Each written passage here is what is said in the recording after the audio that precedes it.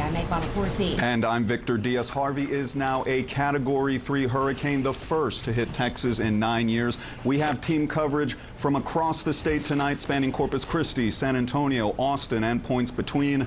Meg, it's going to be a big night. It certainly is, and we are going to first hand it over to meteorologist Adam Kruger, who is standing by in Corpus Christi. Adam, can you hear us? Can you tell us the latest? It has really gotten intense, and of course Harvey is just a couple hours away from the worst part of the storm coming in here. Now you'll notice I've got a wide stance going. You have to do this, otherwise you'll get knocked over by the wind. A lot of the palm fronds are coming off the trees right now, and look at this. That's just going to carry that thing all the way into the Gulf right now. I had an instrument out here to measure wind speeds. It got up to 40 miles an hour, and then it just got annoying to hold my hand out in the rain because the rain hurts right now. It's coming straight sideways. It feels like little ice pellets hitting my skin at the moment. So it is pretty wild out here. We're being safe. We're actually going to head in pretty soon where there's more of a structure to protect us from some of the debris that could potentially be coming through. But again, if anyone has not left yet, it's pretty much too late to do so. Even our car, we were sitting in that thing was rocking around right now. I saw at the Naval Air Station here in Corpus Christi that the wind is gusting as high as 70 miles per hour. This is the strongest we've felt so far. It takes your breath away. So again, we're going to head in pretty soon, but you can tell this kind of sets the stage, doesn't it? It is only beginning. Winds are going to get much stronger than what they are right now. Meg?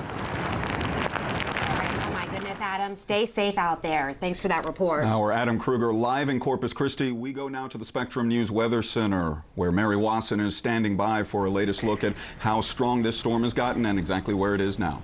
Well, at the latest update at 4 o'clock, winds have now increased to 125 miles per hour, meaning we're just 5 miles per hour shy of Category 4 strength for Hurricane Harvey. And it's about 60 miles to the east-southeast from Corpus Christi. So again, it's barreling in, and that's the eye wall. So it does look like it's going to make landfall here over the next several hours. Let's go ahead and zoom in. You can see even on the outer edges of it, some of those outer rain bands already moving across central Texas, specifically Austin down to San Antonio.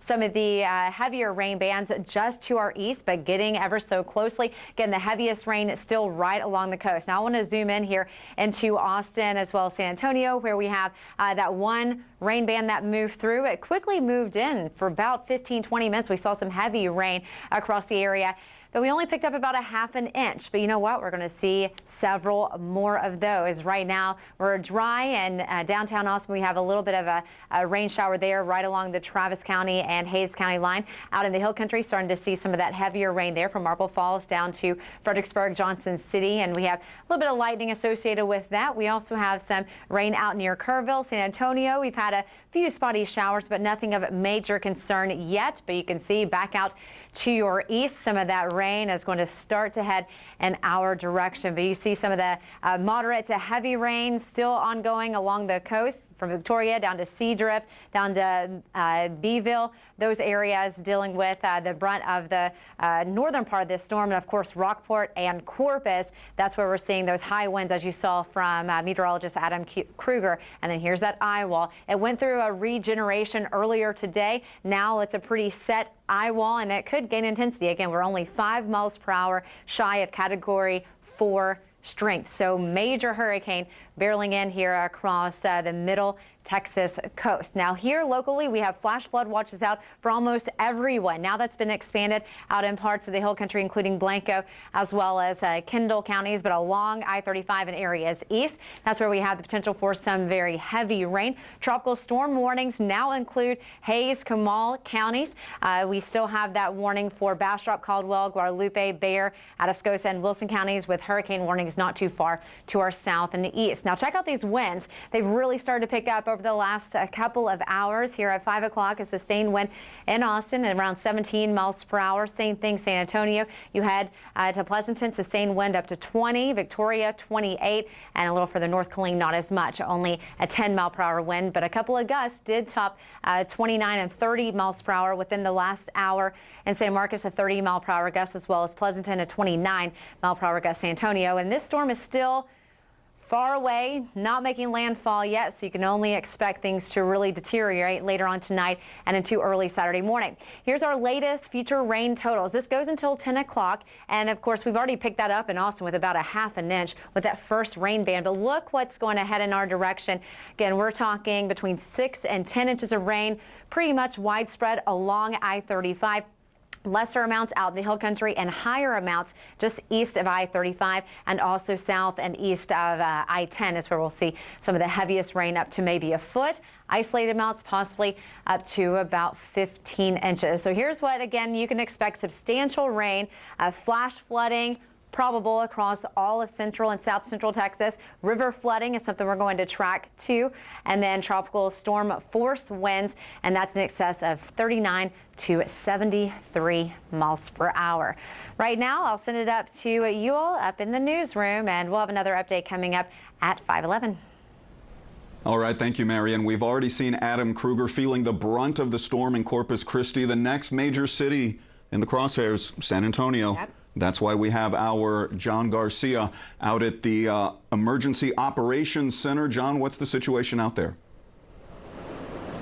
Well, guys, things are slowly changing down here. It's not raining yet, but the winds have been picking up since noon. Now, county and city officials just finished a news conference here at the EOC discussing operations and inclement weather.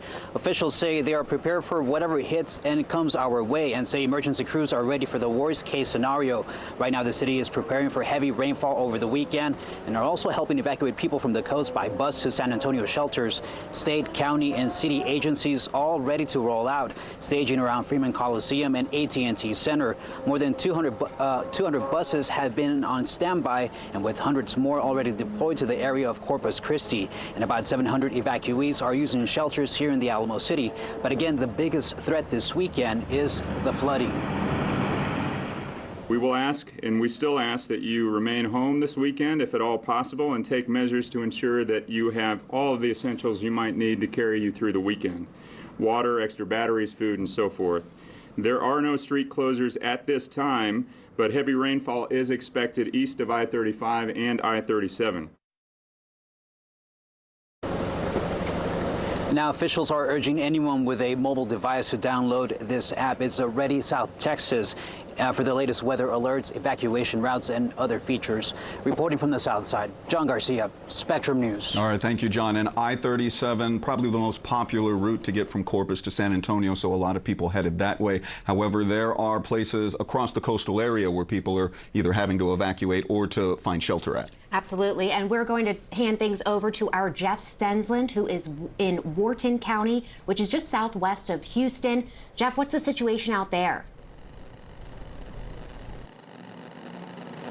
Well, Meg, right now it's kind of a wait-and-see game. We've had kind of 2 rounds of these waves of Harvey arrive here. We're kind of in a lull right now, as you can see here behind me. Not the trees aren't really moving that much. I'm inside my hotel room now, just in case that next band comes through. I might try to go downstairs and show you an outside view here at 5:30. But right now, it's kind of a wait-and-see game. This area, this is pretty much the closest you can get to the Gulf Coast right now, at least in this part of that Gulf Coast. They've cleared out all of Matagorda County. There was a mandatory evacuation issued this morning as of 10 a.m. for all of Matagorda County.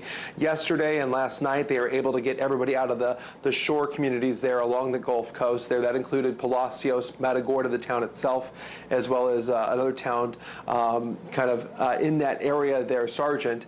Now, as far as evacuations are also concerned, there were some people, about 4 buses came in today to help bring those people out of Matagorda County, take them over to New Braunfels to get them out of harm's way, at least for this storm's time being. We're a little bit put up a little bit higher in elevation per se, since we're a little bit further inland. We're about 50 miles from the coast, but still the rain from this storm has many of those, especially emergency responders, concerned. And that's going to go on until Monday, so it's going to be a long wind event, but it's not going to be a real high wind event. Wind is not going to be our primary problem. Our problem is the massive amounts of rainfall that are forecast for us. That's a couple feet of rain that they're expecting to fall here in this area. Now that is perhaps prolonged over the entire weekend and perhaps into next week. So through next Tuesday or Wednesday, that rain could be falling. If it falls steadily, they may be somewhat better off than if it was all to fall at once. So it all depends on how these bands kind of come on shore, and that is what that gentleman there, Mr. Kirkland, Andy Kirkland, is going to be watching very closely. He's also, along with the rest of us, monitoring this. If we have to evacuate, it will probably be during the middle of that storm, and the reason for evacuation in Wharton County would be because of that storm threat or that flood threat, Meg. All right, Jeff, thank you so much. Live in Wharton, and I know you've already had to move due to evacuations, and we're going to head to the Weather Center right now. Yeah, Mary Wasson is standing by to let us know exactly how strong and how fast the storm is coming at us.